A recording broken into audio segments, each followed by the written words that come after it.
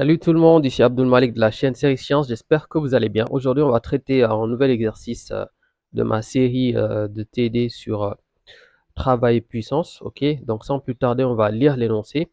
Je rappelle bien sûr que cet exercice est destiné aux élèves en classe de première S2.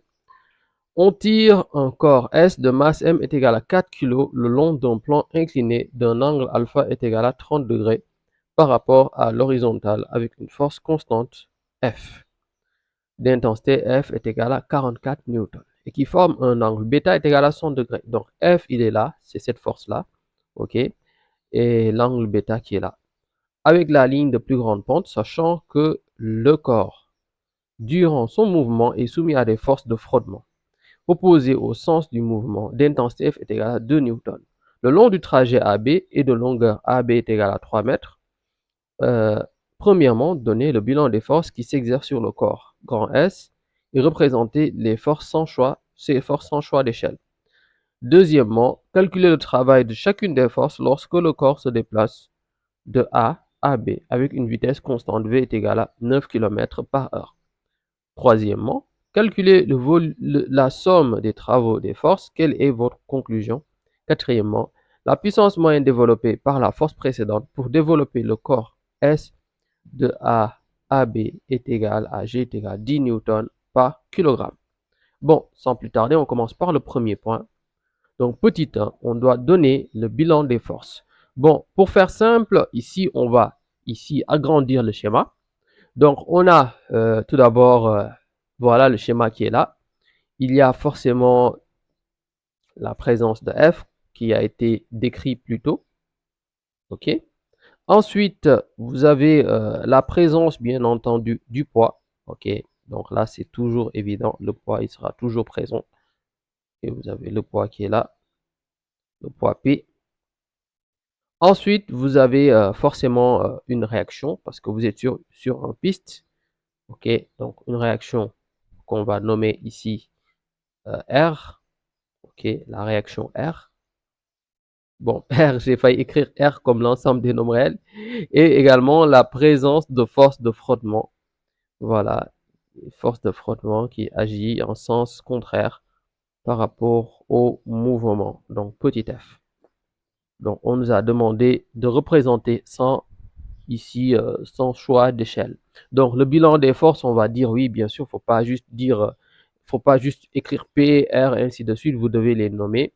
Donc, on a P, poids du corps, S, poids du corps. On a R, réaction de la pente, bien réaction du sol, réaction du support. OK.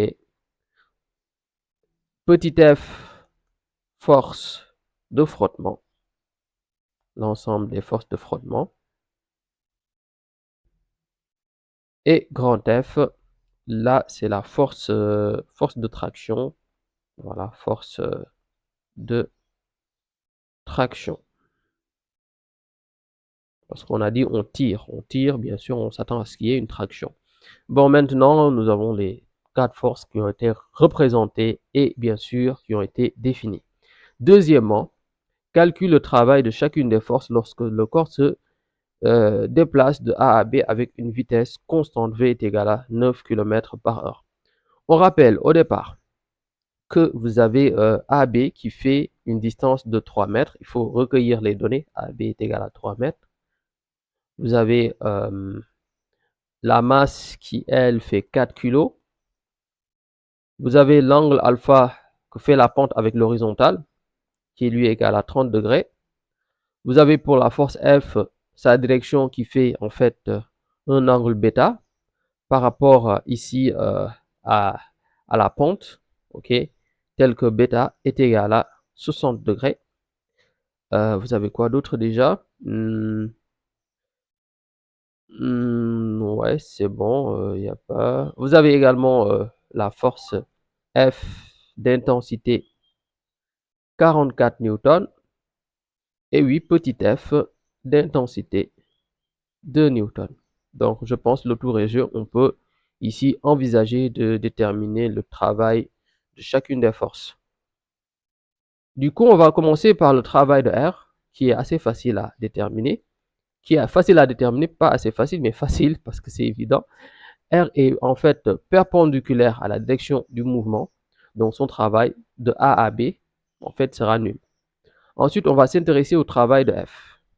Le travail de F, ce sera en fait F fois AB fois cosinus, en fait, que fait F avec AB, c'est-à-dire AB et F, ça fait un angle de bêta, donc cos bêta.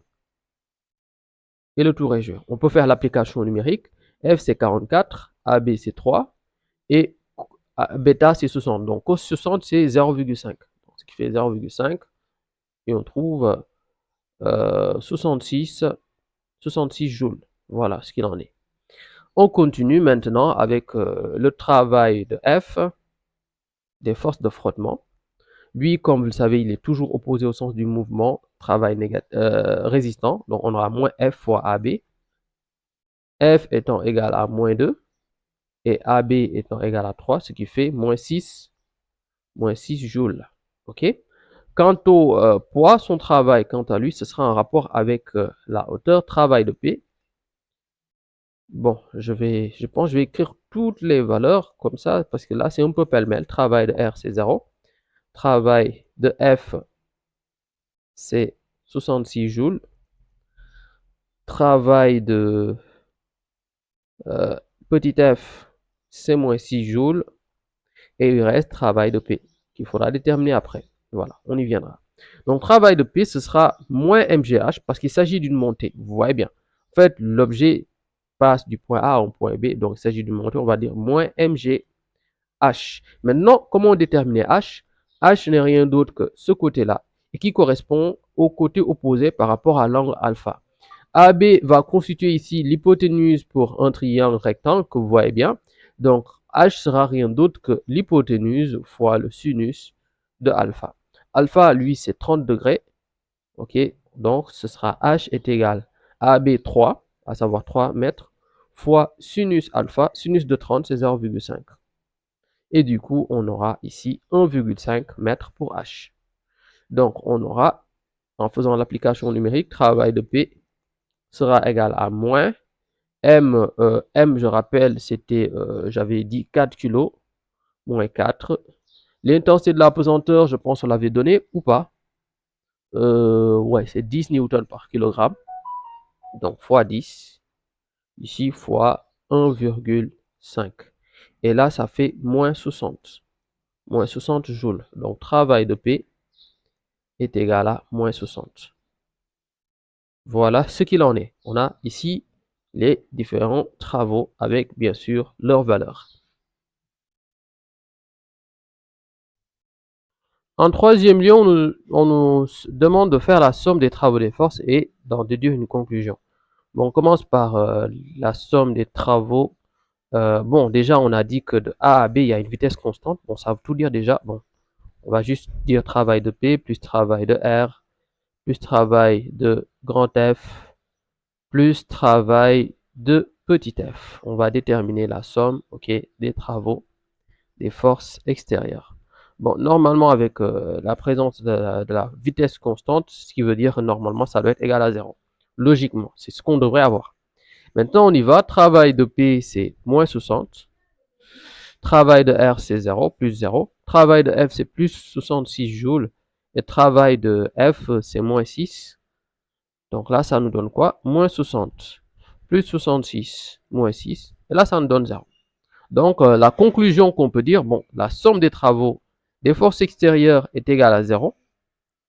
Ou plutôt est égale à 0, pas 0 vecteur. Ça, c'est, voilà. Ça veut dire qu'il y a, en fait, en appliquant le principe d'inertie, ou plutôt en se basant sur ce qu'on a, cela veut dire ici que la vitesse est véritablement constante. OK? Là, comme elle a été stipulée plus tôt, la vitesse est véritablement constante. Donc, on a une vitesse constante. Parce que quand la somme des forces extérieures est égale à 0, c'est que la vitesse est constante. Quatrièmement, maintenant, on nous demande de déterminer la puissance moyenne développée par la force précédente pour déplacer le corps de S à B. Donc, pour cela, on va ici utiliser travail de puissance de P, puissance de F, autant pour moi, est égal à la force fois la vitesse fois le cosinus que fait f avec le trajet AB.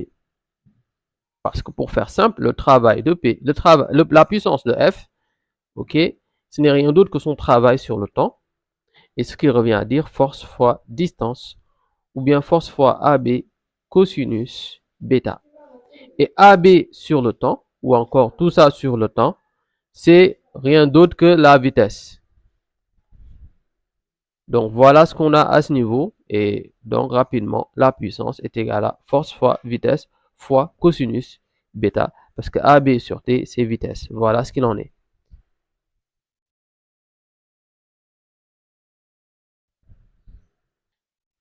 Finalement, pour calculer, on aura F, à savoir 44, fois la vitesse. La vitesse, c'est 9 km/h. Bon, il faudra nécessairement le convertir en mètres par seconde. Donc, on fait 9 divisé par 3,6, ce qui donne 2,5. Donc, 2,5 mètres par seconde.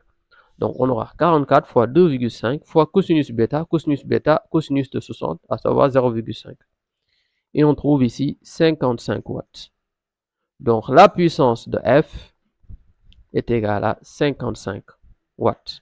Bon, nous avons fini cette vidéo. J'espère qu'elle vous a plu. Si c'est le cas, n'oubliez pas de la liker pour récompenser le travail, mais la partager à vos camarades aussi. N'oubliez pas, voilà, pour les élèves de première, que les cours en ligne ont démarré. Pour ceux qui veulent vraiment aller plus loin, ok, avoir à maîtriser toutes les notions possibles en sciences physiques, mais également en mathématiques, vous êtes les bienvenus. Bien sûr, les cours en ligne sont payants, mais à un prix très, très, très abordable, le plus abordable du marché d'ailleurs.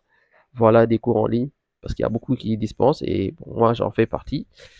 Donc si vous êtes vraiment intéressé, voilà, faites-moi signe sur ce numéro, écrit en haut à droite, et voilà, vous aurez plus d'amples informations. On se dit à très bientôt pour d'autres vidéos.